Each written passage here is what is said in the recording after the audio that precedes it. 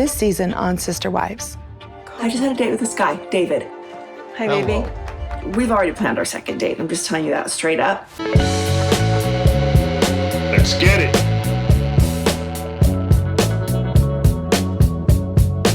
All right, I'm feeling like I'm a little late to the party, but I'm going to drop the best I can. I have 4 videos that I want to talk about concerning the trailer.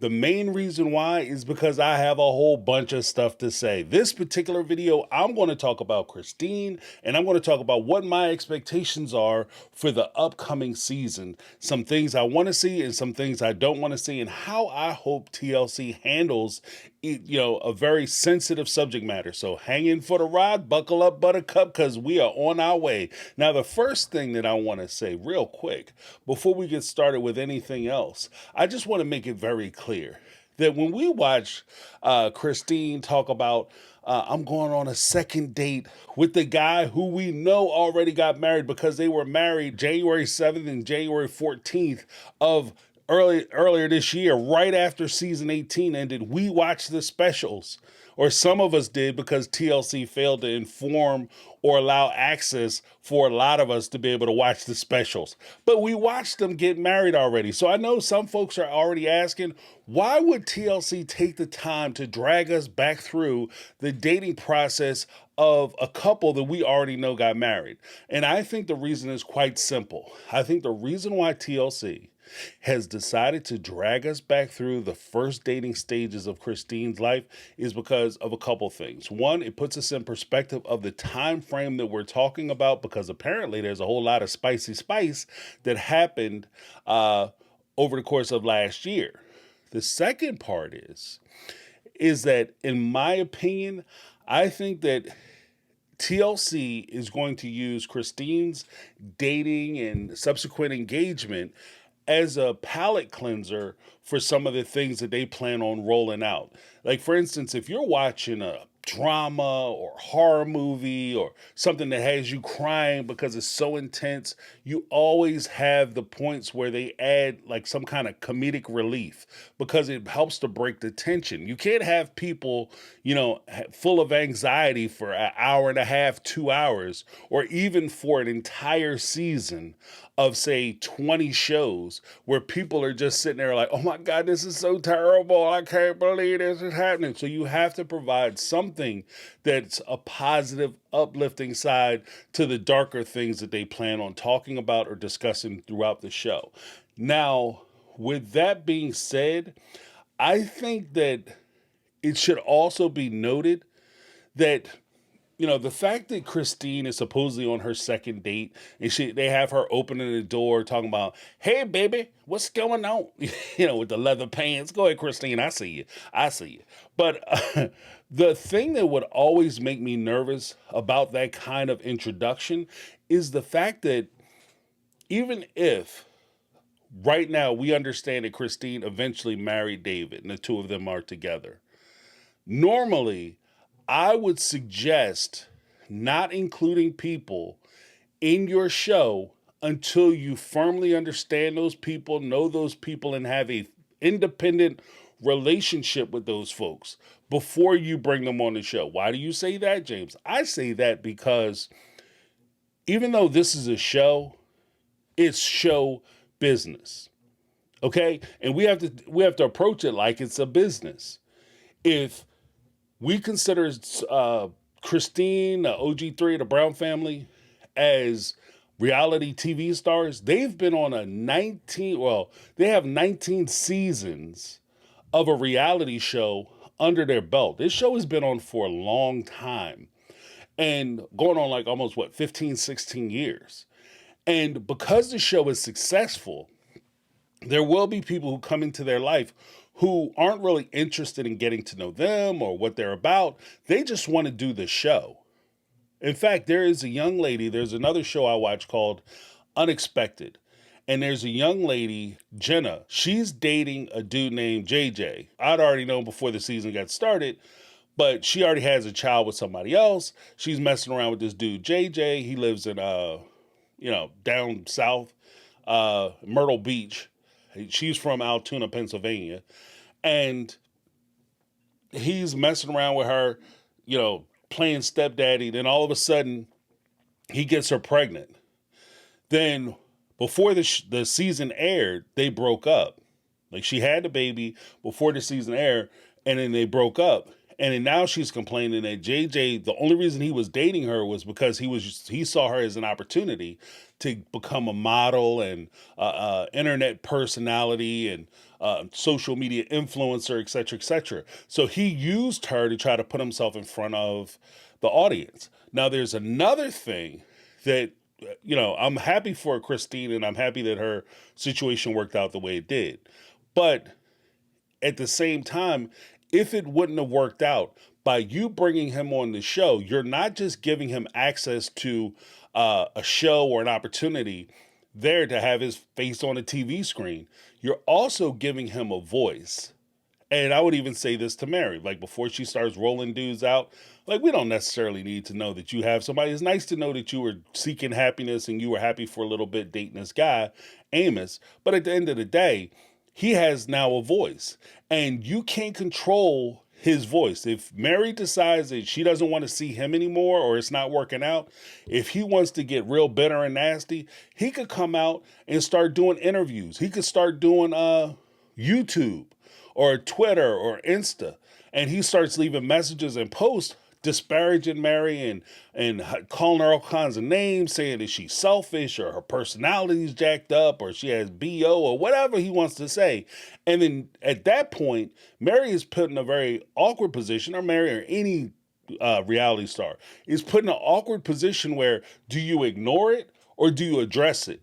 And if that person gets too much attention, now you're in a situation where you have to address it. You have to talk about it. You have to take time away from whatever it is you're doing, whatever business you're trying to grow, whatever relationship you're in, to address some foolishness from somebody who is no longer relevant in your life.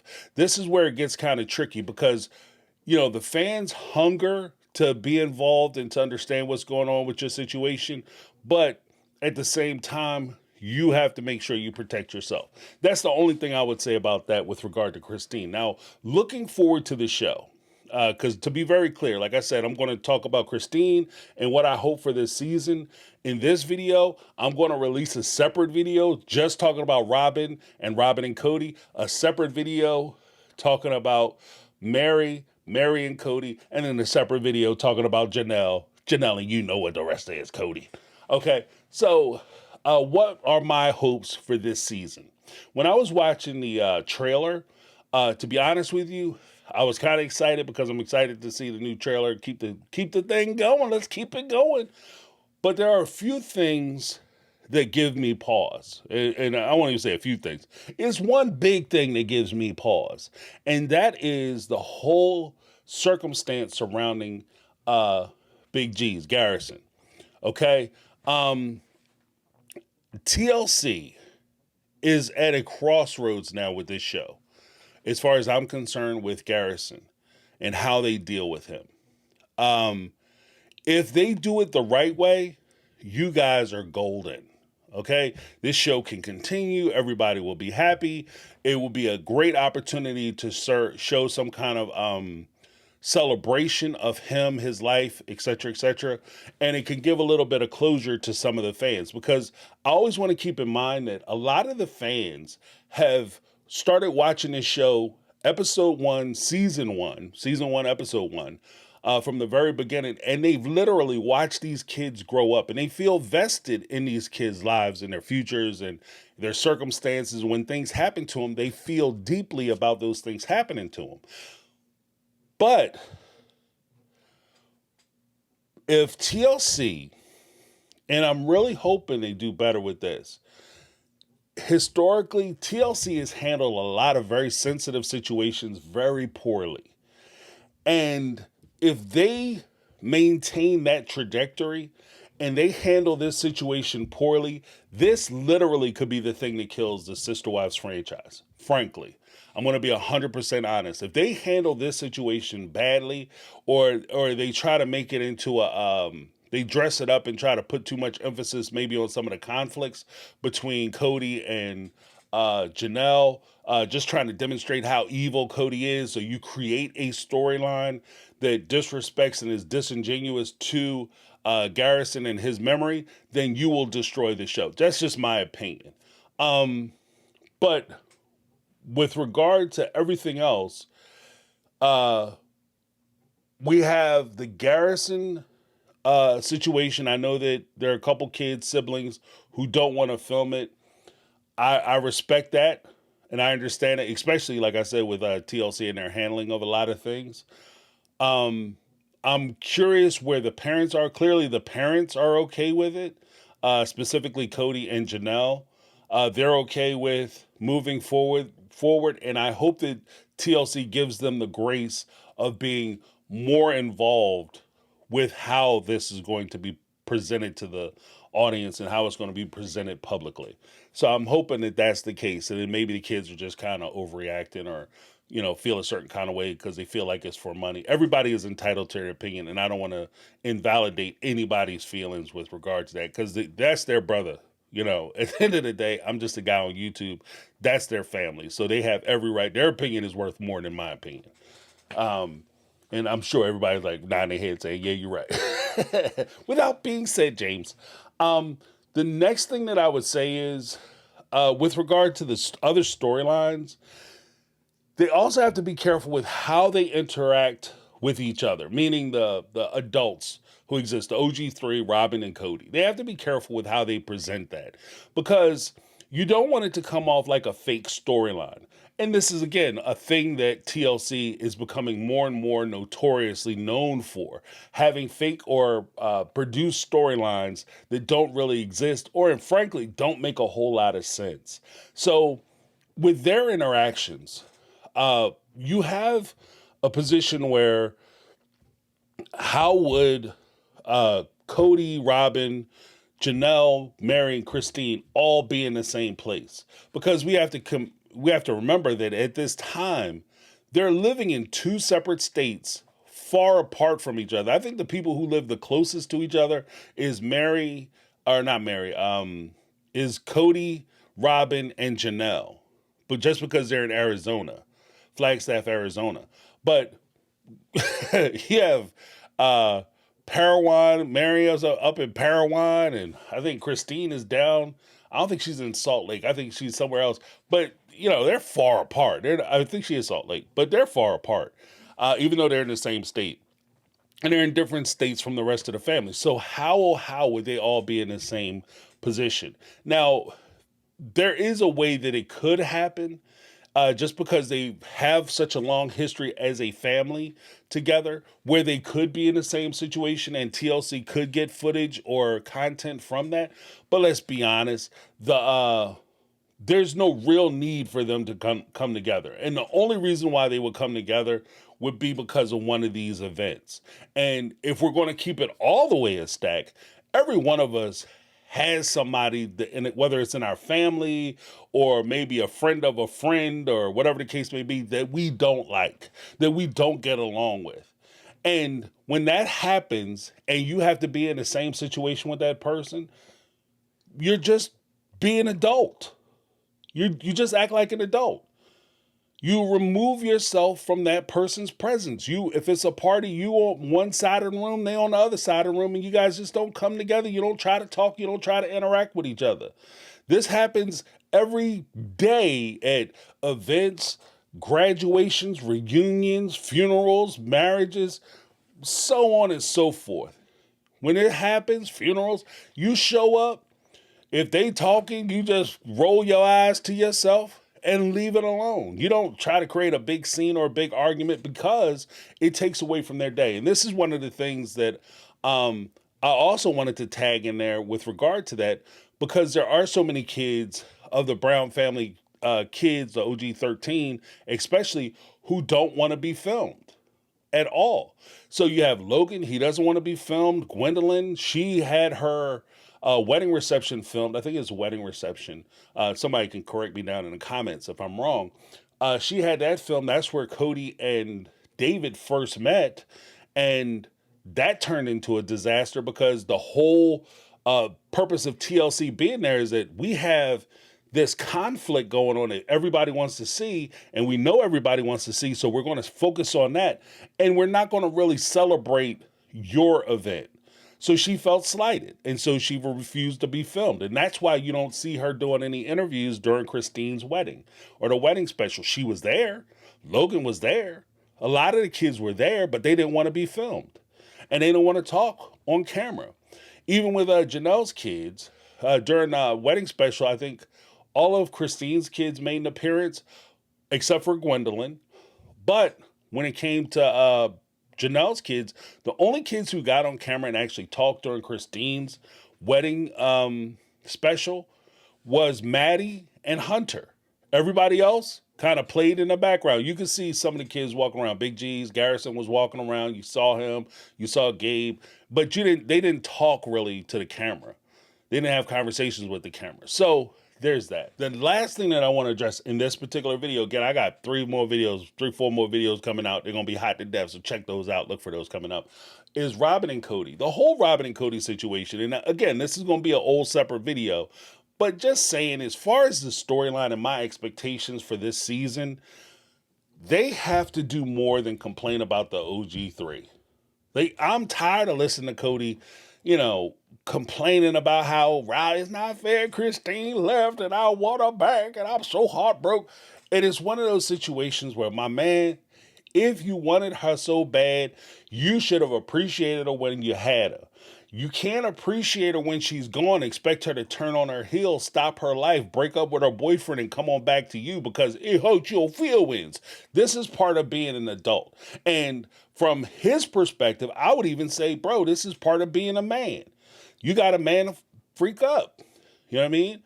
You have to be in a situation where you've been in a position where for the last 20 years, 30 years, you've had women, taking care of your feelings, healing your emotions, covering for you and making you feel better. At this point, you lost 3 of your wives. The wife you have now is telling you that everything that you're feeling is right and you're not wrong and they're all wrong and everything you did was okay and neither one of you understand why she left. At this point, I would say to Robyn, you need to pop your titty out that boy's mouth and let him grow up. You got to let him be a man.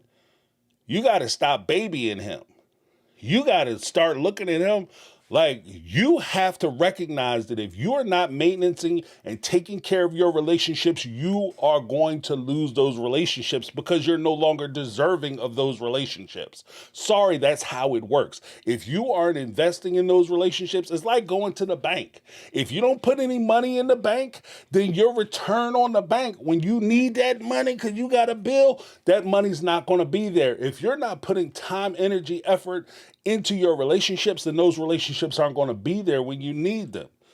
Sorry, that's how life works. And it doesn't matter what your plan was and how you felt your life was supposed to turn out. That doesn't matter. So what I want to see from them, I really want to see a scenario where the two of them expand their storyline beyond the OG3 and complaining about what Christine, Meri, and Janelle are doing. Those women have done their time. They got out. They live in their life. They've been paroled. Okay, they've been released from the cells of polygamy marriage, and they're out living their life, their best life. Let them live their best life. And again, we're going to talk about that more in depth in my next video. But when push comes down to shove, I don't want to see any manufactured storylines from them. The whole, me and Cody are struggling. Does anybody really care? And this is one of the hardest things that I think Cody and Robyn are going to have to deal with. If we've watched 18 years or 18 seasons thus far of the two of you pairing up, being together, Cody coming out in season 17 saying he loves Robyn and she's special to him. By season 18, the tell-all, he was saying that she's the only woman he ever loved and he ain't loved the other 3. And you intentionally are saying and doing things to hurt these other women. Nobody cares when bad things happen to bad people. Sorry. It's just the way it works. Like, nobody has a whole lot of sympathy if karma comes back around and kicks you square in the ass. Like, people just don't feel bad for you. Now, I'm not saying that you're a horrible person or whatever the case may be. Maybe we all have it wrong. Maybe you're wonderful people, and maybe you are right. But at the end of the day, the way you're presented on the show, that's how people feel. So in order for you to be successful on the show or even beyond the show, whether you go on and start to tell your story on Twitter, YouTube, Insta, whatever the case may be, you have to establish that you are more than just foils for the OG-13 or the OG-3, and by default, the OG-13. You have to establish that there's more to you than just you're Cody, the person who's oppressing these other women, these three women, or you're Robyn, you're more than the person who's manipulating Cody into oppressing these other three women and their kids. So I want to see more from them. And to be honest with you, like the whole breakdown of the relationship, you got to add more to it. Get into the house. Show us more of who you are. Take this as an opportunity to demonstrate your characters, your personalities, etc., etc. If you're struggling with your relationship, that could be a real thing, but you have to, in order for just good storytelling, and this will be the last thing I say in conclusion, in good storytelling, you always have to have some kind of arc to a story. So in addition to there being a change in the situation, in order to get the audience to care, you have to make the audience care about you and your situation. We have to feel vested that we want to see your situation work. We want to see your relationship work. We want to see you guys be successful.